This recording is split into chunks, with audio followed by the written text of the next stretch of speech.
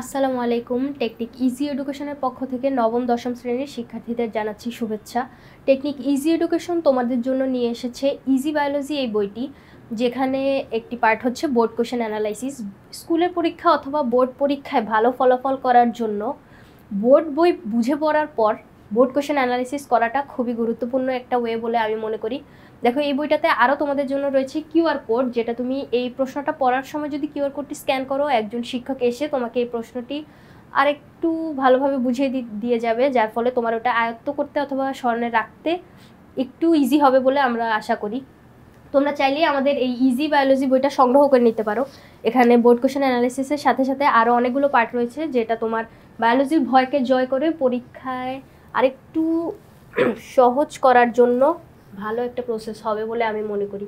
চলো আজকে আমরা দিনাজপুর বোর্ড 2025-এ আসা এই প্রশ্নটা নিয়ে তোমাদের সাথে কথা বলি। দেখো কি বলছে, এক্স একটি সেন্ট্রিওলবিহীন প্রাণীকোষ যা প্রাণীদেহে উদ্দীপনা বহন করে। এই লাইনটা পড়েই তোমাকে বুঝতে হবে যে কোন অঙ্গাণুটার কথা বলছে অথবা কিসের কথা বলতে চাইছে।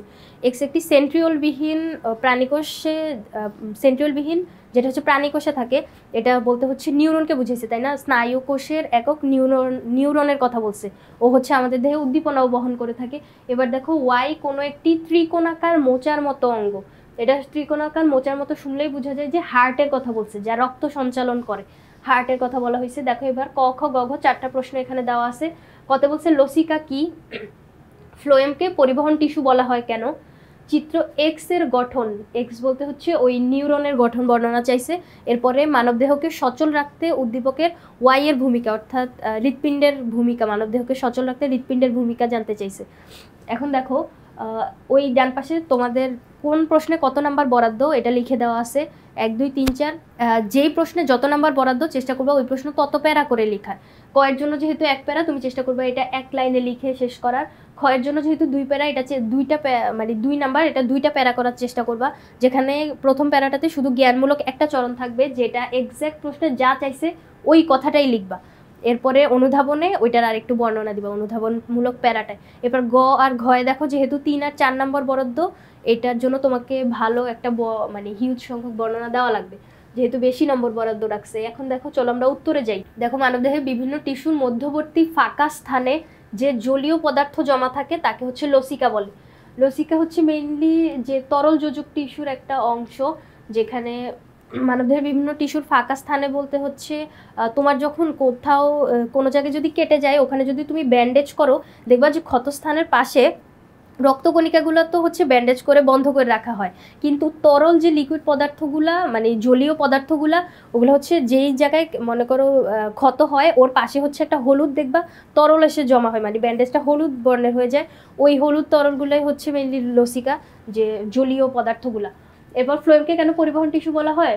ফ্লোয়েম হচ্ছে পরিবহন টিস্যু কারণ ও হচ্ছে খাদ্য পুষ্টি পরিবহন করে। এই যে এভাবে মনে রাখতে বলছিলাম আমি আমার বিগত ক্লাসগুলোতে। দেখো, ফ্লোয়েম, এফতে ফ্লোয়েম, এফতে ফুড। ফুড মানে ফুড মনে রাখবা, কিন্তু খাতায় লিখবা হচ্ছে খাদ্য পুষ্টি পরিবহন করে। ফ্লোয়েম হচ্ছে খাদ্য পুষ্টি পরিবহনের কাজ করে। এখন তুমি পাতায় যে খাদ্যগুলো তৈরি করবা, ওগুলা ওই উদ্ভিদের সারা দেহে, পুষ্টি তো তোমার পুরা দেহকেই দিতে হবে না, সবগুলা কোষেই দেওয়া লাগবে। ওই পুষ্টি পুরা দেহে, উদ্ভিদের সারা দেহে পরিবহন করার জন্য এই ফ্লোয়েম টিস্যু কাজ করে থাকে। এখানে কি কি আছে, ফ্লোয়েমের ভিতর 4টা প্রকারভেদ আছে। শিবনল, সঙ্গীকোষ, ফ্লোয়েম প্যারেনকাইমা, ফ্লোয়েম ফাইবার, এইগুলা নিয়ে হচ্ছে ফ্লোয়েম টিস্যু গঠিত। ফ্লোয়েমকে পরিবহন টিস্যু বলার কারণ হচ্ছে ফ্লোয়েম হচ্ছে মেইনলি খাদ্য পুষ্টিটা পরিবহন করে থাকে। পাতায় প্রস্তুতকৃত খাদ্য উদ্ভিদ দেহের বিভিন্ন স্থানে পরিবহন। এছাড়া ফ্লোয়েমে প্যারেনকাইমা উদ্ভিদ দেহে খাদ্য তৈরিও করে, খাদ্য সঞ্চয় করে রাখে, এবং ফ্লোয়েম স্ক্লেরেনকাইমা উদ্ভিদ দেহের বাইরে তন্তু বা আঁশসৃষ্টির মাধ্যমে বাইরের প্রতিকূল পরিবেশ থেকে উদ্ভিদকে রক্ষা করে। এরপরে দেখো, গ নাম্বারে কি চাইছিল, চিত্রসহ এক্স এর গঠন বর্ণনা, বৈশিষ্ট্য বর্ণনা করতে বলছিল। এখন এক্স হচ্ছে নিউরনের কথা বলছে, আমরা যেটা ধরতে পারছি। এরপরে দেখো, গঠন যখন চাবে তখন চেষ্টা করবা চিত্র এঁকে দেওয়ার। সেন্ট্রিওলবিহীন প্রাণীকোষের যে উদ্দীপনা বহনকারী, এটা হচ্ছে মেইনলি নিউরনের কথা বলছে, এটা আমরা ধরতে পারছি। এবার দেখো যে নিউরনের চিত্র যখন আঁকবা, যে কোনো চিত্রই যখন আঁকবা, তখন চেষ্টা করবা সবগুলো যে ওর নামকরণ সব হচ্ছে হাতের ডান পাশে দেওয়ার চেষ্টা করবা। চিত্র আঁকার পরে তোমাদের বইয়ে যে অ্যাকশন কথাটা এটা হচ্ছে এই দিকে ছিল যতটুকু আমার মনে আছে, কিন্তু তুমি চেষ্টা করবা সবগুলা হচ্ছে ডান দিকে দেওয়ার। এরপরে দেখো এখানে যে ছোট ছোট যেই প্রলম্বিত অংশগুলো আছে ওগুলোকে হচ্ছে ডেনড্রাইট বলে। এরপরে কোষ দেহটা এটা এটা হচ্ছে বৃত্তাকার বা তারকাকার হইতে পারে। এরপরে এর মাঝখানে হচ্ছে নিউক্লিয়াস অবস্থান করে। এরপরে নিউরিলেমা আবরণী দ্বারা হচ্ছে আরেকটা প্রলম্বিত অংশ থাকে যেটা পুরাটাকে হচ্ছে অ্যাক্সন বলা হয়। অ্যাক্সনটা হচ্ছে ডেনড্রাইটের তুলনায় মানে প্রলম্বিত অংশ দুইটা থাকে কোষ দেহের ওইখানে উপরে যেগুলো থাকে ওগুলো হচ্ছে ছোট, যেগুলো থাকে ওগুলোকে হচ্ছে ডেনড্রাইট বলে। আর সবচেয়ে লম্বা যে প্রলম্বিত অংশটা ওইটা হচ্ছে অ্যাক্সন।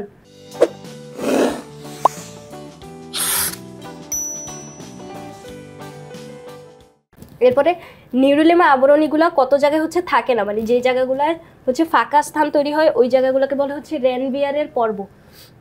এখন চিত্র আঁকার পরে সবকিছু চিহ্নিত করলেও মার্কস কিভাবে কাটা যাবে যদি তুমি হচ্ছে চিত্রের নাম না দাও। এটা হচ্ছে নিউরন, চিত্রের নাম অবশ্যই দিতে হবে। এরপরে দেখো তোমাকে হচ্ছে যেহেতু গঠন বর্ণনা চাইছে, তুমি গঠন চিত্র আঁকার পরেও হচ্ছে কিছু কথা লিখে দিতে হবে।